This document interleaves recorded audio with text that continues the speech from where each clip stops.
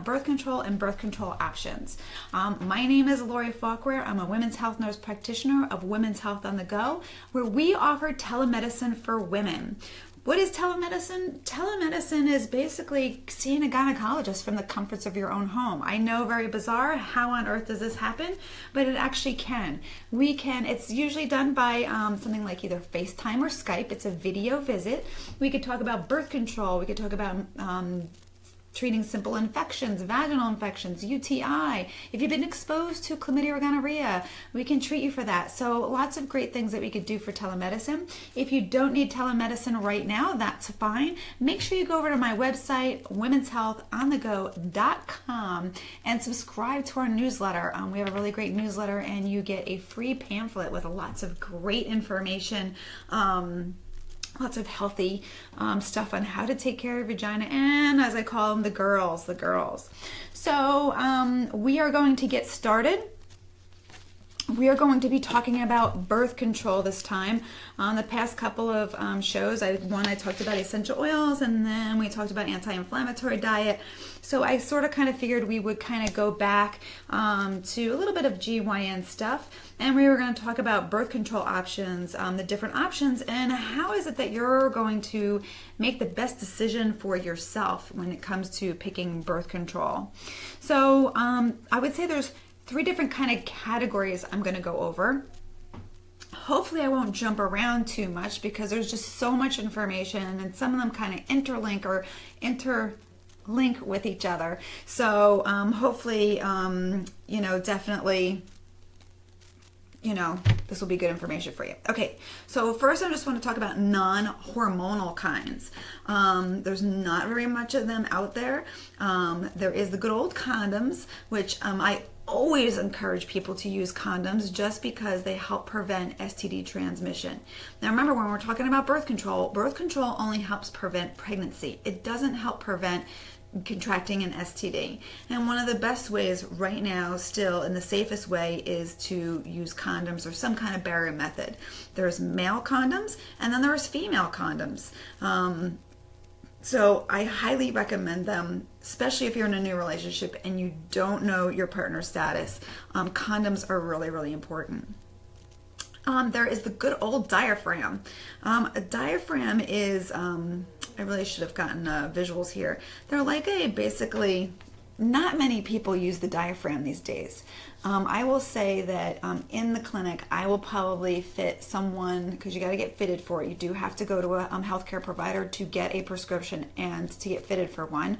I would say that I maybe have fitted maybe 2 people in the past year. It's not a very common method. It is just a little rubber cup that you put some spermicide in there. You have to feel comfortable putting inside the vagina over the cervix, and then you have sex, and then you have to take it out after. If you're going to have sex again, you just put more spermicide in. So it's a very messy kind of process. Not many people use it these days, but it is a non-hormonal option. And then I'm going to sort of go into, next is the IUD. Now there's 2 different kinds of IUD. There's one that is non-hormonal, and then there's one that is hormonal. So first I'm going to talk about the non-hormonal, and then I'm going to go start into progesterone-only birth control, and we'll start off with the IUD for that. So the non-hormonal IUD is called the Paragard. It is, I actually have a sample of, now this is a dummy IUD. It has no medicine in it. It's just to give you a little sample of exactly what it looks like. So it is literally, it's usually not purple, which is a very nice color that it's purple, but it's not purple. The Paragard one is pretty much shaped the same way, except for has copper wrapped around here, and there's a little copper that's wrapped around here. And the copper actually creates an unfriendly environment. One, for the lining of the uterus that's developed every month, for the sperm that's coming in, and then if somehow they get passed and they get, there's the implantation with the egg and the sperm and coming down, it's hopefully that whole environment is going to be an unfriendly environment for that pregnancy to happen. IUDs are pretty effective. They're about 99% 0.9% effective. It is a very great, they last, the Paragard one that is a non-hormonal is good for up to 10 years. So it's something that's very good for long term, if you're looking for long term, but you can take it out at any time before that, okay? Side effects of the IUD, that IUD is basically heavy periods, and typically that'll go away after 6 months because your body just somehow, is not used to it, and typically after a while those heavy periods will kind of go away. So those are the non-hormonal choices. Then I'm going to go right into progesterone only because of the fact that we have a non-hormonal IUD and now we have a hormonal IUD, and there is, so far on the market, there are 3 of them. Most people are going to be familiar with the Mirena. The Mirena has been around for quite some time now. All of these have just progesterone in them. The Mirena IUD is good for 5 years. There is one that's called Skyla, and that's good for about 3 years. And then there's a new one that has just came out. Her name is Kyleena, and Kyleena is good for 5 years. Now, this IUD does have progesterone only. So basically, you're not developing a lining every month. That's one of the actions of the progesterone. And so typically, what is your bleeding pattern going to happen with these? I don't know. Majority of people don't bleed at all, which there are some people that need to see a period every month. I totally get that, and I always make sure that I tell my patients that with this option, there is a good chance that you won't get your period. Or you could spot all the time, or you can get your period still. So what happens with it, I'm not really quite sure. And again, the IUD, I'm going to just show again. I know this one's a pretty purple one. This is just a sample one. This is kind of what the rest, all of them look like this. They may be just a little slightly different, shaped differently, but just so you know, and it's literally that size, and it goes inside the uterus. It's inserted inside the uterus under sterile technique. There is always a risk of infection, but it's very rare that happens. There's always a risk of puncturing the wall of the uterus during insertion. Now, that being said, it's very, very rare that happens. In my career, I put IUDs in. I've known other people who put them in. I have known, and I've been doing this for a very long time, over 17 years, and I know of one provider a long time ago that the punctured the wall of the uterus when it happened, and the patient was fine. There was no long-term effects. It healed. It was removed safely, and the person actually ended up getting pregnant. So that is a danger possibility that happens, but it's very, very, very rare that actually happens. Other things to know about the progesterone only is that now they say that you take the IUD out and your fertility is going to come back immediately. For some people, it does. Now, when we're talking about I may keep bouncing back and forth a little bit, and I do apologize. I'm hoping that I won't get too confused. Now, when we talk about the non-hormonal IUD, your fertility is going to come back very, very quickly because there's no hormones, there's no change, and you just remove that. You have one cycle, and you're basically back to on track. And if you want to get pregnant, you totally can. When you're talking about the progesterone-only IUDs, yes, some people get their fertility back, bam, quickly. But for others, it can take quite some time. It may take up to a year for that to happen. So I think that's something that's really important to mention. I know a lot of they say, oh, you get your fertility back, but I just have known patients that after they have removed the IUD, it took them quite some time to get back on track. So that is something just to think about. Like I said, the Mirena is good for 5 years. The new one, Kyleena, is good for 5 years, and the Skyla is good for 3. But you can also take them out anytime before that. Just because an IUD says that it's good for 3, 5, or 10, it doesn't necessarily mean that you need to keep it in there that whole time. You can actually remove them at any time, okay? So that's basically IUDs. I'm going to continue to keep going with progesterone only birth control. The next thing that I'll talk about is Nexplanon. Nexplanon is a little rod that goes in just in the underarm area right here, depending on which is your dominant hand. Usually providers put it in the non-dominant hand, and it's a simple procedure to have it put in. It's literally it's like getting an injection basically, except for the needle is pretty big. They just clean the area with either an alcohol swab or a little betadine or anything, just to make it the area clean. And then literally they just put the needle in, and they just kind of put the needle underneath your skin, and then they just slide this thing, and the thing goes right in your arm. I've seen it done. They do put a little numbing stuff in there. I have not put them in to date. You have to get certified for that, and I am not certified to do that, but I have seen them done.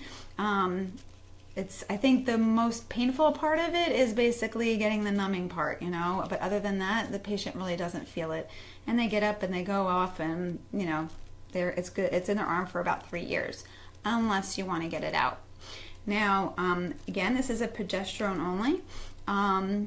Are people happy with it? Yes, there are people happy with it, and then there's people who are not happy with it. I've known a couple of patients that have actually had them removed because they were causing constant irregular spotting and bleeding, which is something that you can also get with the progesterone IUDs as well. So, and your fertility can come back right away, or it can take a little bit of a while. Everyone's different. That's what makes us awesome. We're all unique and we are wonderful. So that's the Nexplanon. I don't think there was a long time ago, there was another Implanon. There was Implanon that was underneath the arm, and then there was one before that, and a lot of people had problems with those. So I'm not quite sure how popular they are. I've seen, in a place that I work at now, there's a lot of patients that actually get them, but they don't seem to be very popular. So I'm not quite sure why that is. A next progesterone only birth control is Depo-Provera, which a lot of people know that is an injection. Again, that's another progesterone only injection. You have to be okay with getting a needle every 12 weeks. It's basically getting a shot. Again, what will your bleeding pattern be? I don't know. Everyone's different. Typically, most people will not bleed at all, but some people will continue to spot all the time. Some people will continue to get their periods regular. Some people will get irregular bleeding at various times, and there's no predictive pattern to it. It really depends. Majority of people, again, will not bleed at all, but that's not a guarantee. Also with the Depo-Provera, I would say majority of the people will gain some weight, on an average 5 pounds. It is something that, because it's getting injected into your whole body, there's no estrogen there, it's only progesterone. It's something that you shouldn't be on for years and years and years. And you should also take a calcium supplement. Reason being calcium and actually vitamin D. The reason being is that estrogen, which is a wonderful thing in our lovely bodies, that actually keeps our bones nice and strong. And especially when later in life, when we go through menopause and we no longer have that estrogen, there's always that risk of later in the life getting what we call osteoporosis, and that's a weakening of the bones. And that's how a lot of elderly women, they broke their hip, fell, broke their arm, because their bones are really, really weak. So if you're going to do something like a Depo-Provera, which is only a progesterone only, you definitely absolutely want to make sure that you're taking some kind of calcium and vitamin D supplement to actually keep your bones nice and healthy. So that is the Depo-Provera. Next, we'll talk about what we call the mini pill. Now, and that's going to then push us right into the combination birth control. So the mini pill is a progesterone only birth control pill. Typically, we only give the progesterone only pill to women who are breastfeeding. Reason being, Or there's some people that, that do the progesterone only, but it's not very often. And the reason being is because there's only one hormone in that progesterone, you have to 500% make sure that you take your pill every day at the exact same time. When you have a combination birth control, which has estrogen and progesterone in it,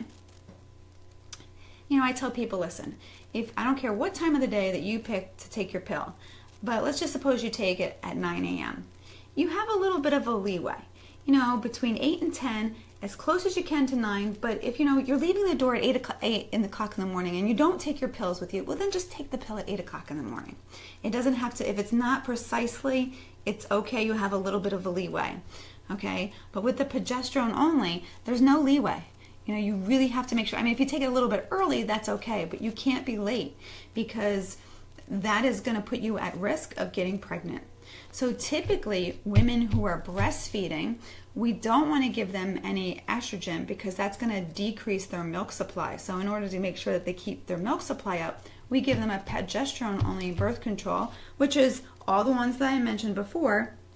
If they wanted the Depo-Provera, if they wanted the Nexplanon, the arm, the device in the arm, or the IUD, then we can give that to them. But if they want to eventually go to another birth control pill, they'll say, I'm going to start off with a birth control pill, because breastfeeding actually does give a little bit of birth control, but you have to be very, very careful.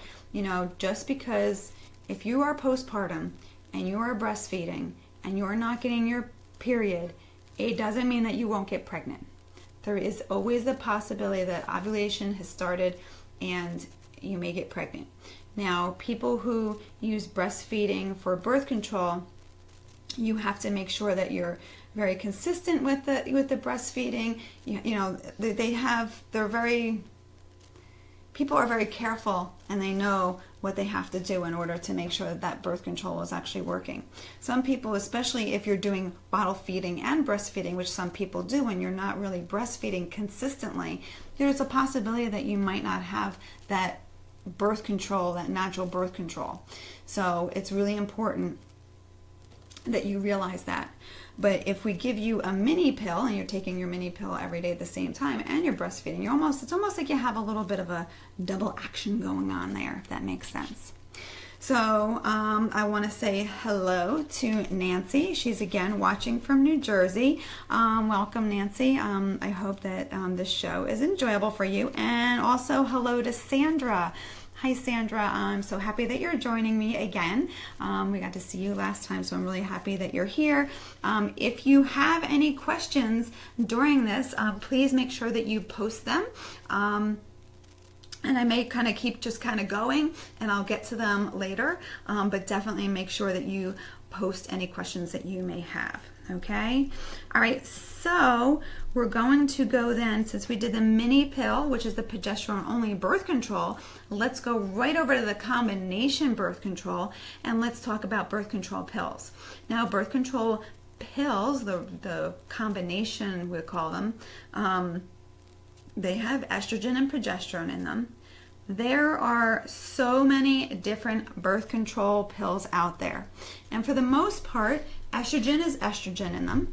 The estrogen dose can kind of vary, but for the most part, it's just estrogen. And then there's different names of progesterone. And the progesterone dose can actually change a little bit. And when, as a provider, when we're picking a birth control pill that's good for the patient, sometimes depending on various kind of factors that may come in, whether they have what I call the extra cushioning, or they're having irregular periods, or they have extra facial hair. There's all these kind of different things that possibly can go, all right, this is, I know that this kind of birth control pill may be good for this situation as compared to this one may be good for that. But for the most part, it's almost like trial and error. If you just want to go on birth control, then we just kind of pick one, because I don't know how you're going to react to it. Everyone is different. So I usually typically with my patients, I pick the lowest dose that I can find because it's easier to go up than, once you're at a certain time, there's no go further up. And then I also pick what's called a monophasic birth control. So there's also triphasic birth control, and what that means is that the triphasic means that the dosage changes throughout the cycle, where a monophasic means that the hormones are just the same level throughout the whole cycle. So some people, I usually typically start people on a low monophasic, and I find that I would say 99% of my patients are happy with that pill. They continue with that pill. Sometimes I have to tweak it, but not always. And then there's, sometimes people need to get changed and they need to have that variation. So that is something that you really have to talk to your provider about to try to pick the best one that's for you. Another combination birth control is what we call the NuvaRing. Now, this is not actually a NuvaRing, but it's the closest that I could come to a ring.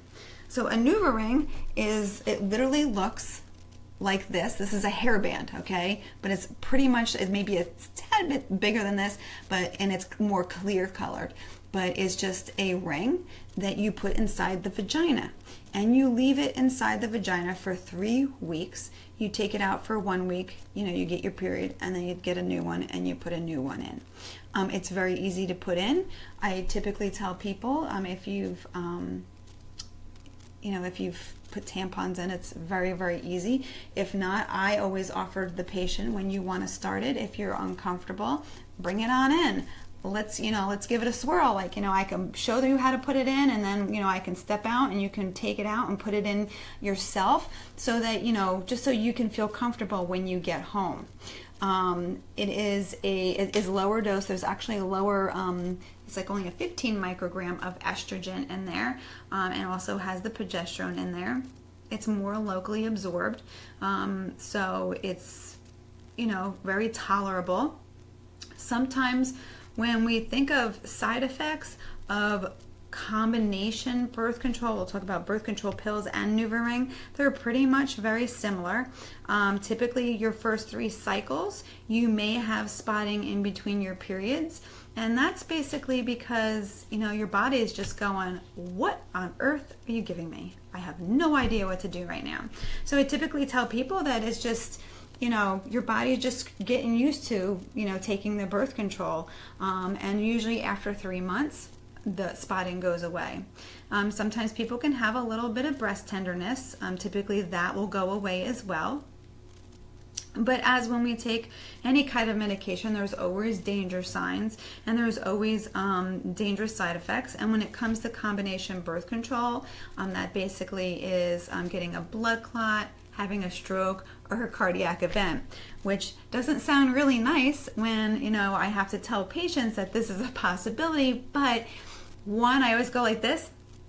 None of my patients has ever happened to my patients. Has it happened? Yes, it has. I know that it has, but it's not very often that it does, but it can happen. I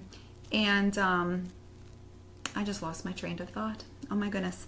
And with the birth control, yes, you can have a stroke or a cardiac event. It is very rare that it can happen, but it can happen. And I'm lucky to say that it's never happened to any of my patients. So we do have to go through the danger signs of what those are. I tell people, if you start getting unusual headaches, high blood pressure is a very typical kind of side effect that can happen with birth control.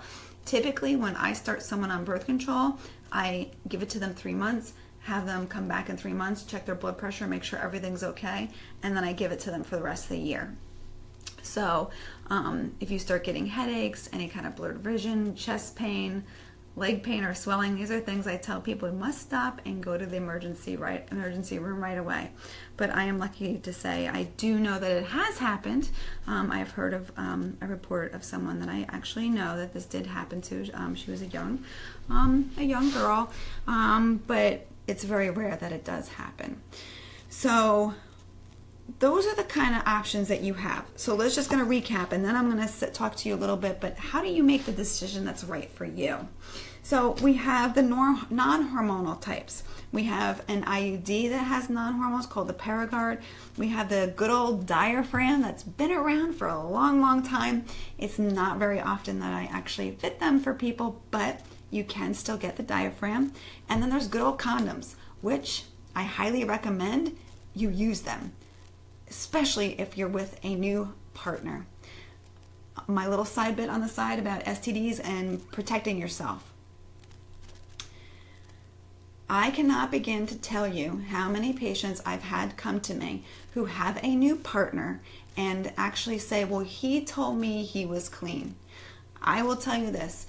I always recommend, one, okay, let's get tested and let me see your results. Because I have had people who have come in and have unfortunately been exposed to herpes, chlamydia and gonorrhea we can treat, but herpes is something that we can't get rid of. And yes, herpes is very common, but when people are diagnosed with it, it can be pretty traumatic. And I know this because I've worked with a lot of patients that this has happened to. So if you're in a new relationship, fight for yourself, fight for your body, and make sure you use condoms. That's my little side bit on condoms. So we're just recapping all these birth control. So we have those non-hormonals. Then we have the progesterone only, which is the IUD. We have also the Nexplanon, which is an implant in our arm. We have a depot injection, and we have the mini pill, which is typically, women use that when they are breastfeeding. Then we have our combination, which is like birth control pills and the ring. So when you need birth control, how do you pick between all of these different birth control methods? And typically, I cannot begin to tell you how many times people go, so what do you think I should do? What do you think I should take? And unfortunately, I can't tell you. I always tell people, what do you feel comfortable with? And two, what can you do? If you can remember to take a pill every day at the same time and you don't want anything that's really long term, then, the birth control pill is really perfect. If you feel comfortable taking a vaginal ring, like I showed you, it's a little bit like this, like it's like a hairband. It's like this thickness, maybe a little bit bigger. But if you feel comfortable putting that inside your vagina and it's in there for 3 weeks and then you don't have to worry about it, you could put a little alarm on your phone and you feel comfortable with that, then that is yours. That's the great method for you. Or, personally, I don't think I'd like to go to my doctor and get a shot every 12 weeks. I don't like shots. I don't like getting them. I can give them, but I don't like getting them. So, but for some people, that they don't have to think about it. It's an injection. It's done. They get an appointment in 3 months and they're good to go. And a lot of people, like I said, with the Depo-Provera, majority of people don't get their period. And a lot of people love that. They don't want to see their periods. They want to get rid of it. So they say, you know what? Heck, sign me up. I don't care. I'll go to get an injection every 12 weeks. Or then there's people who want more long-term kind of, birth control. And they have to then weigh the pros and cons of a non-hormonal IUD, which I think is really a great method. It's great for 10 years. There's no hormonal effects on your body, and you can take it out at any time. It is an office procedure. If you've never had children, it's a tad bit discomforting. It could be a little discomforting when the IUD goes in. But once it's in there, it's good, and you're golden for 10 years. So it's really, really a great option.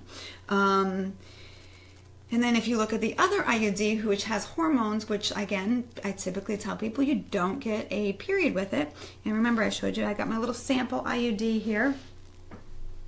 Of course, this one's a pretty purple one, as I've said before, but this is just a sample one, just so you know. This is an IUD, and it goes inside the uterus, and it stays, depending on which type you get, whether it's a non-hormonal, which is good for 10 years, or whether it is,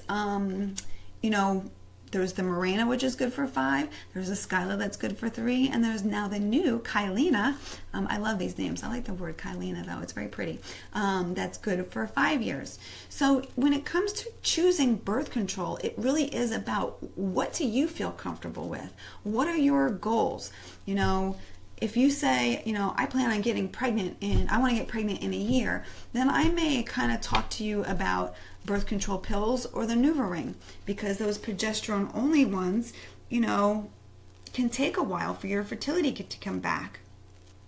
Or, just using good old condoms. But not everybody likes condoms. A lot of people, especially the male counterparts, they don't like condoms. They don't want to, use the condoms. They don't feel good. So, and I can understand that. They're not for everybody, except for when you're in a new relationship. Remember that. Absolutely 500%. Make sure you use condoms in the beginning of a relationship.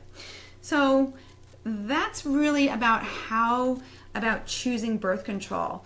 It's, making sure that you definitely, whoever your provider is, make sure that you can have that conversation with them. Talk about the different options. Find out what's going to be best for you and that's going to make your life happy. And, even sometimes I tell people, like, if they're not quite sure, I say, well, why don't you go try one of these short-term, more acting ones, and see how you feel. Whatever you decide, it's not permanent, except for a tubal ligation, which, I didn't mention the tubal ligation. Tubal ligation is basically getting your tubes cut, burned, and tied, and that means that's permanent. That's permanent birth control. There are sometimes people who want to reverse it, but that's that's a big process, and it's not always successful. So definitely making sure that you talk to your provider and you go over all those options with them and picking what's best for you. That is the best way to do it. I can't tell you what is the best. I don't go home with you. I don't know what your life is like. Sometimes people are really hectic, and actually, remember to take a pill every day is very hard for them. And then they may choose something that's a little more long acting. So that's birth control in a nutshell. I see Michelle has joined. I'm not quite sure if you're still on, but if you still are, Michelle, welcome to my show. Thank you for showing up. That's great. So that's it for this evening about birth control. I know it's not as fun and as exciting. I know last week we had a lot of fun talking about an anti-inflammatory diet. I'm not quite sure what our topic is going to be next week, but if you have an idea or you want something for me to talk about, I'd be more than happy to do a conversation about whatever ideas you may have. So either post them down below, reach out to me on my website, womenshealthonthego.com, where if you have not signed up for my newsletter, make sure that you go and do that. You get a great pamphlet, and I'm actually in the midst of working on revamping my whole website, and I'm so excited. It's going to be done hopefully in a couple of weeks, and you're going to get lots of more kind of fun stuff through the, if you send your email. I'm going to be sending out a lot of new stuff for everybody, so I'm really excited about that. And if you need an appointment with me, make sure you also book an appointment with me. So thank you very much for watching this show. I hope this information was informative. Remember, this is just basic information. This is educational. Make sure that if you have more questions, you can make an appointment with me, or make sure you make an appointment with your healthcare provider. And remember, women's health matters. Our bodies matter. So let's make sure that we take care of ourselves. Lori Falkwer, Women's Health on the Go. Thank you very much, and I'll see you next week. Bye-bye.